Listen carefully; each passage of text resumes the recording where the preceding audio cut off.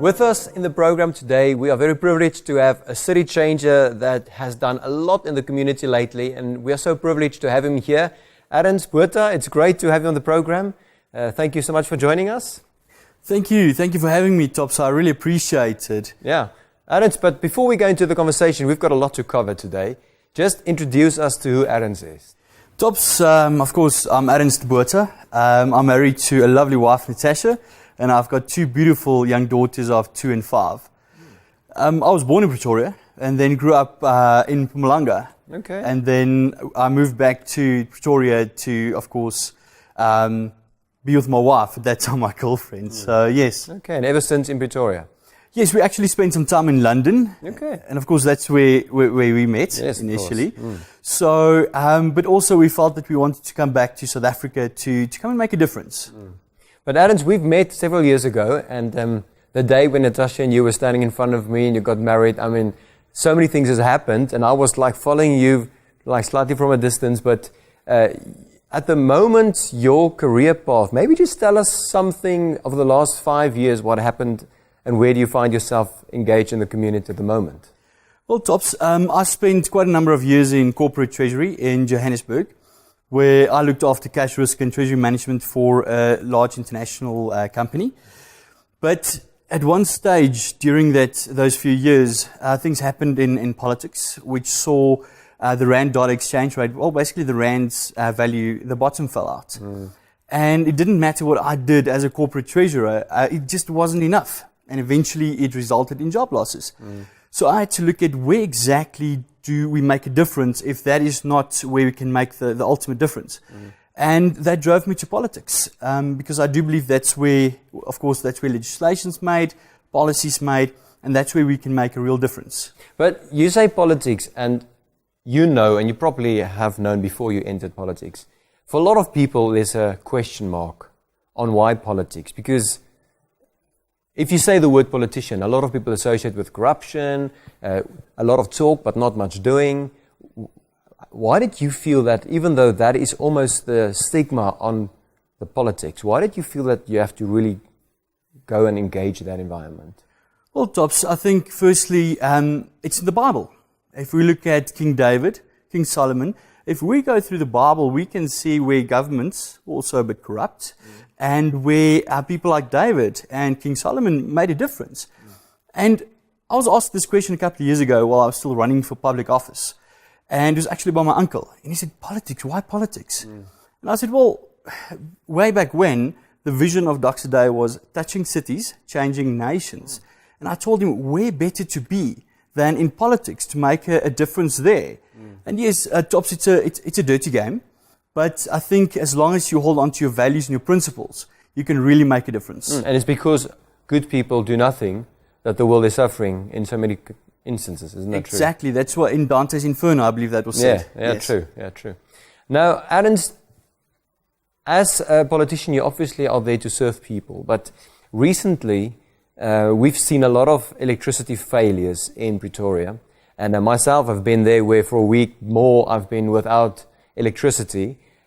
And a remarkable thing happened at that time, because there were a few substations that were on fire, and it was a breakdown of like the whole grid basically.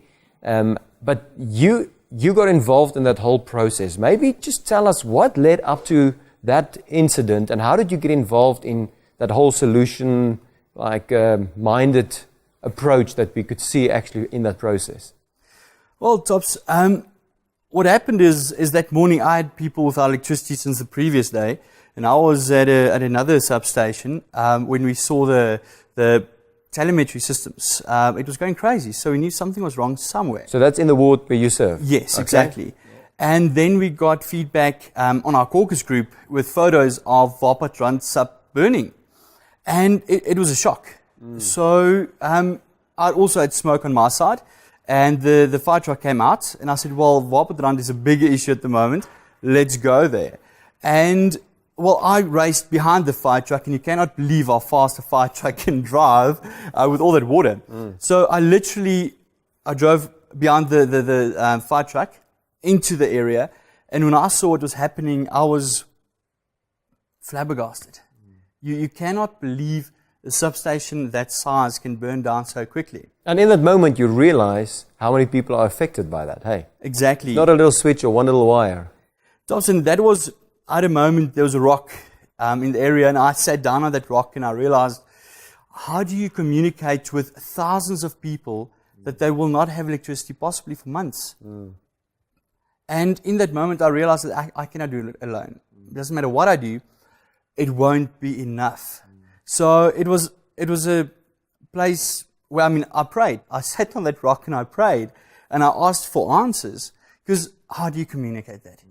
So, it's a difficult time. It was a very difficult time. But here I am, Ernst, in that same area. And I was looking at Facebook. Just, can someone tell me, when will my comfort be restored? Because I think we're all by default, we feel that the things around us in the world needs to serve us in order for us to live a life that we feel comfortable with. But then, instead of a disaster, great things started to happen. Tell us in that moment, I read some of that, but you were there on the spot. Instead of a community complaining, what happened during that time when these reparations were taking place? Tops, that evening I arrived home, and with a candle I went to my study. And my kids were playing and my wife were there, and it was dark, and I sat down. And as I sat down, I've got a WhatsApp group for some of my branch members, and we started talking, and my phone rang during that time of a person involved in the food security industry in South Africa. And he asked me, Ernst, what is going on? And I said, I'm really sorry about this, but you're going to be without electricity for X amount of time, and it is what it is. And this person just said, well, in that case, thank you, I know how to plan my life.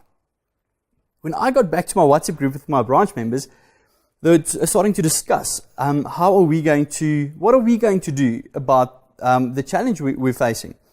And then they said, well, why don't we take food to the workers to make their lives easier? The workers now fixing the station. Exactly. And I thought, well, this is going to cost a lot of money.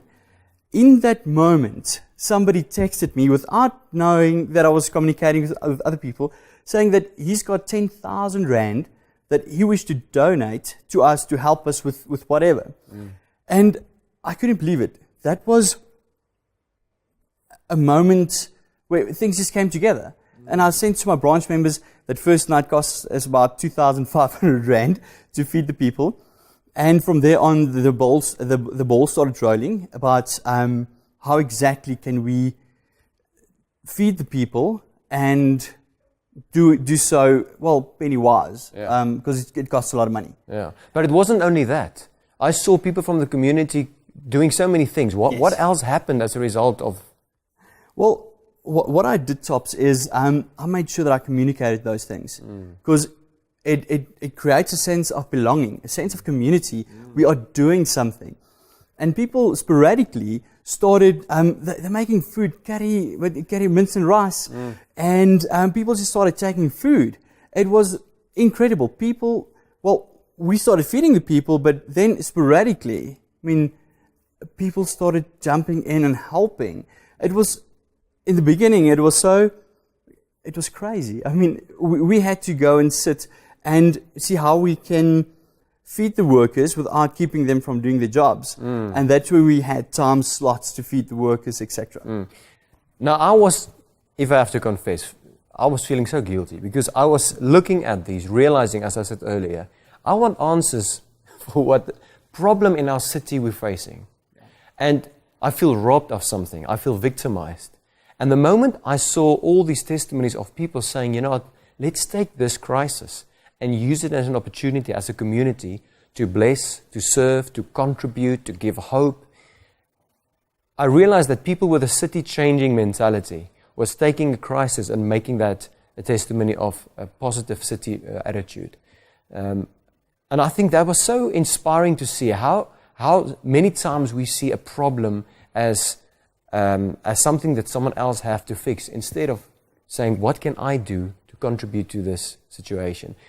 Ernst, what do you think you've learned? So you've seen this now. You are taking responsibility for people in an area. What has it left within your heart after seeing our community was engaging one another in a crisis? Tops, I think the thing that I learned is you cannot measure the goodness of a human heart. I mean, when a crisis hits, something like that, where people opened their hearts and their pockets and they thought about themselves last and first look at how can we improve the situation. And I mean, people didn't have electricity for a week. And the one thing that I personally, what inspired me and what I've learned is there was an NGO out on Graham Road where they've got adults with Asperger's and et cetera, and they didn't have diapers. They couldn't wash their diapers. They couldn't wash their bedspreads. And when Reverend Wim came back, because we donated some of the soup because we had too much, he spoke to me about that, and that's when I realized it doesn't matter what we think we're going through. There are people who's far worse off, and they're still smiling and they're still making it work. Yeah. I think that is an attitude that we should pray everyone in the city should adopt. And Ernst, I want to honor you for what you've done. You've communicated so well. You were serving the people fantastic. And I was, in a way, getting hope that someone in politics that really follow the call of God, that's not doing it for any other reason than to say, God, you've called me to make a difference. The way you facilitated it, the way you pulled it together, I want to honor you for that. May God bless you in your ministry, in politics. And may the people that you serve and the people around you really feel the heart of God as you serve the city. So thank you for being on the program, and God bless you. I appreciate the opportunity. Thank you so much.